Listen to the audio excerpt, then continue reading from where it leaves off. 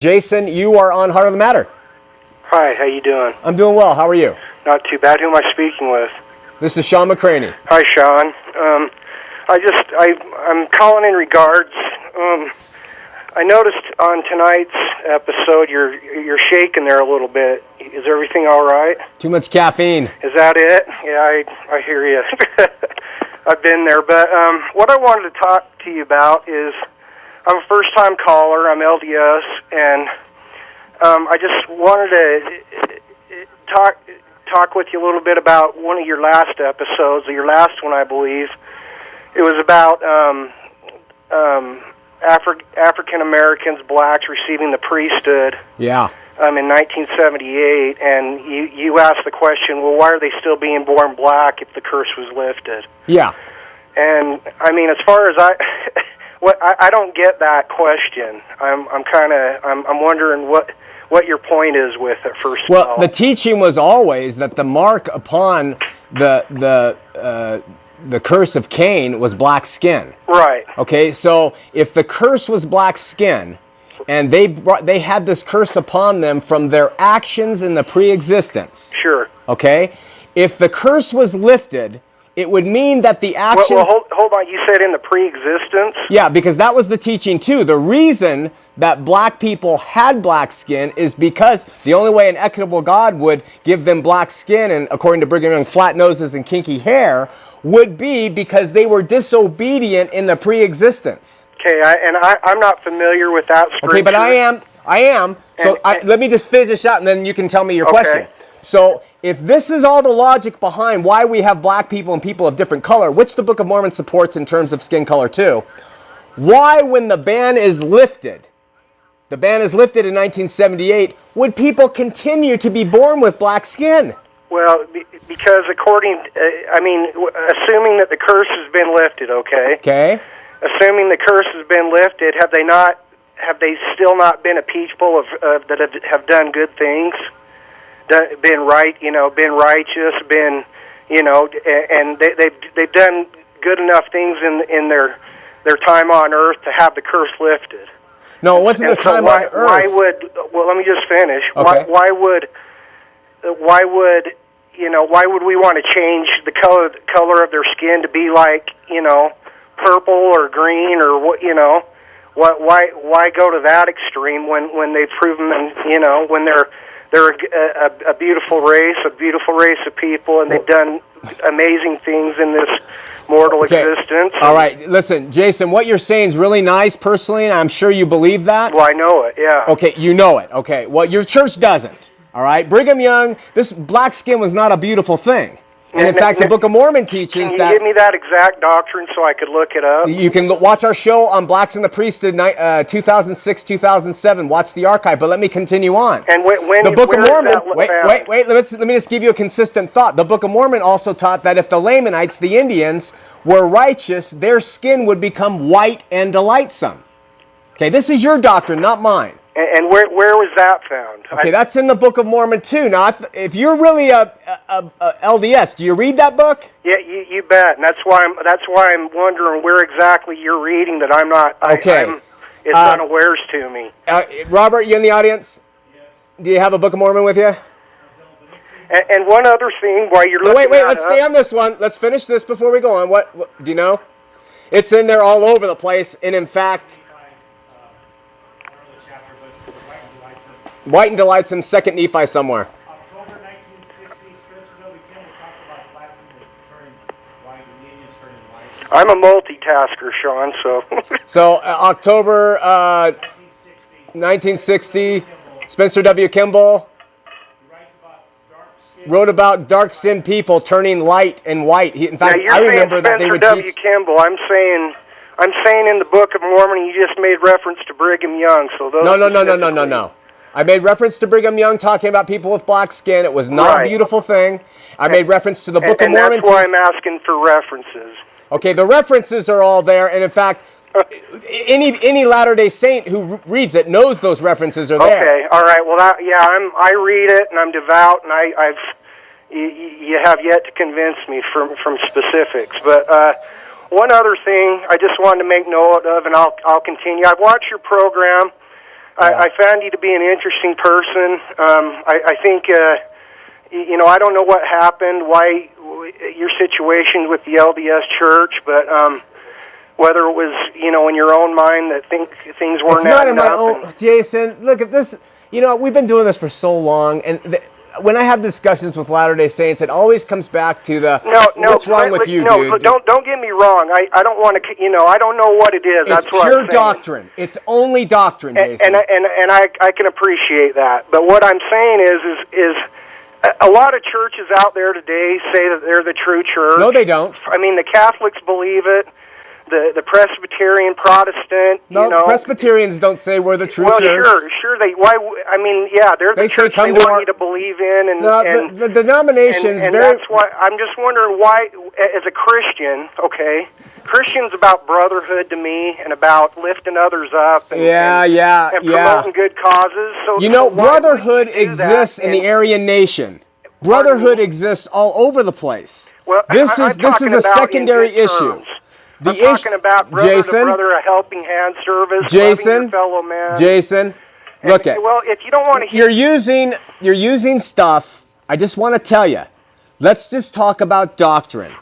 That's what we talk about. Don't talk to me about being brothers and kind to each other. Where you're coming from, because you don't know where I'm coming from about blacks in the priesthood. You don't know what Brigham Young said. You haven't convinced me on that. Okay, I'm not trying to convince you. Go to utlm.org. We're going to move on. Well, let me one more question. 2 Nephi 30 verse 6. Let me write that down. Write that one down. 2 Nephi 30 verse 6. 2 Nephi 30 verse 6. Now, one more thing. Yeah. I think, obviously you're passionate about what you do. Yeah. I just can't. I come back to the. You say you're a Christian. Is that a Bible? Look, get to the point. Don't get to the point. Is that a Bible? Yes, it's a Bible. For all the time since I've started watching you, you have yet to open that thing up and quote Scripture or promote your own cause. All you do is nitpick the LDS Church. Okay, now we're getting to the heart of the matter here, Jason. Okay, well, that's what the show is. Okay, listen, the heart of the matter is this. The show is not a Bible teaching show. I keep the Bible here open as a symbol that this is the thing, that this is my manual. But I do my preparation prior. Jason, you got to listen. Just let me say this. Okay. You asked the question. I keep it open to show that this is my manual. I will use it if I have to look something up, if it's in the Bible and someone asks me to or whatever. This is not a Bible teaching show. You got it wrong. This is about Mormonism as compared with biblical Christianity. So it's about Mormonism as compared with biblical Christianity. Yes. Yet I have yet to hear you talk about much about anything in the Bible or having to do with any other. I mean, why not go with such vigor like you do against the LDS Church? Go out there against other churches that seemingly. Okay, let me answer this redundant question for you, Jason. I don't go after Islam for two reasons. Islam does not claim to be Christian, and I was never Islam. Not just Islam. There's Catholicism. I was never Catholic. Pardon me? I was never Catholic. I was LDS 40 years, so I know your language. Okay, so what are you trying to promote other than disharmony and discourse within the church? Discord within the church? Yes, I'm trying to promote discord within the church. I am trying to bring the church to its doctrinal knees. Why? Because it's false. Why has that been personalized for you instead of service unto your fellow man? Stop with the fellow man stuff. No, why are you not out preaching and promoting, trying to lift others up instead of more caffeine. An entity down? Jason, fellow man is an issue I am not talking about. I'm talking about my brothers and sisters who are that's your fellow man, Shawn. Will you let me finish? They are trapped by your religion. According to what you think, because of what's happened with you.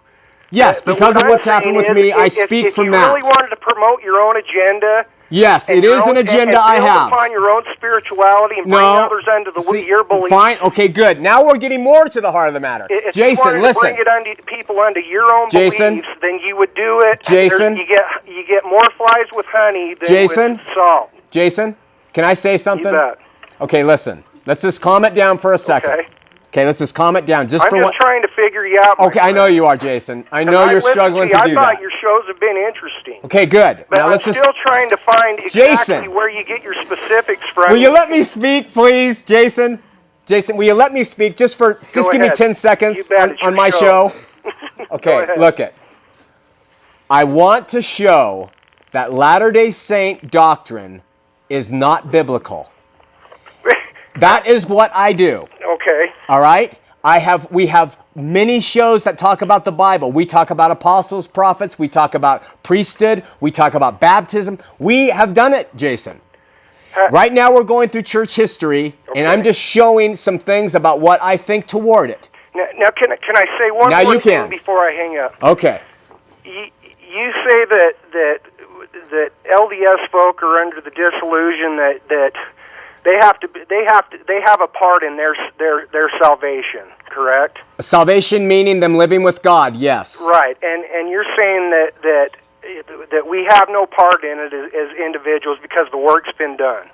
That is true, yes. And so I don't get that as a Latter-day Saint. I know you don't get it, Jason. I don't believe that. I know you don't believe that, Jason. That's why I do the show. I don't have a part in it, other than I need to live as be kind to my fellow man. I need to treat others as I have people treat me.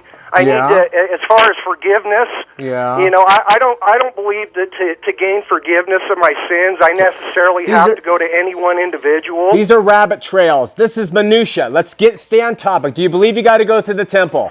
I believe that there's a route. That's one route.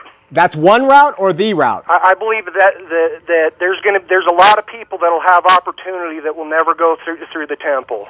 And there's a lot of people that will have opportunity that will never go through the temple. Well, I know. I would agree with that. Now, can I read you something from No reading. Wait, Jason. Do you have to go through the temple to live with God? I believe that's going to be up to him, Shawn. That's not what your church teaches. I believe it's the interpretation. I believe You believe. But you don't know anything. And This is the problem. I believe that. This is the problem. You can have your subjective little Mormon religion and walk around and believe this little thing and smorgasbord. Oh, I like baptism for the dead. Like ooh, temple endowments, I don't. And nitpicking and cherry picking the things you want to believe. No, I don't cherry pick on what I want. There's a lot of things I don't want to believe that I try to follow. I'm asking you to quote from, you have to reference all the time instead of believing it. I reference everything, Jason. I reference everything. It's all in my notes. You can get online and get all the references. Saints gain fellowship with God by obedience.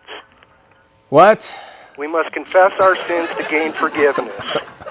All right, man, we're done. We've gone on far too long. We've got 5 minutes left, but I'll tell you this much. This is going to make an outstanding... You haven't convinced me, Shawn, and I think you're doing a disservice. You need to start promoting final statement. This is yours. And brotherhood, and you'll do a lot better. You've got a darkness about you. Now we're getting... I do. I've had little sleep.